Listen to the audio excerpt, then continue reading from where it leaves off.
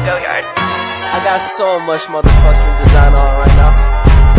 Break it down, bring it back, make it clap. I got 3 old thoughts, new guap, wear that thing. Bitches on my line, and you know. Assalamualaikum warahmatullahi wabarakatuh.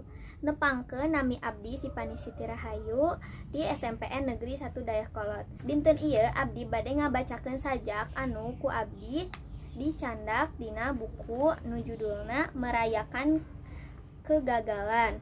Buku ieu teh ditulis ku Fitriani Syahrir, panerbitna nyaeta Kultumedia.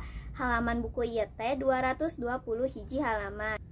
Manusa sakapeung seueur pisan kahoyong anu hoyong dicumponan, sakapeung seueur pisan impian anu hoyong dilaksanakeun, ngarasa timburu unggal ningali batur kacukupan, ngarasa teresep unggal ningali batur di puncak kasuksesana.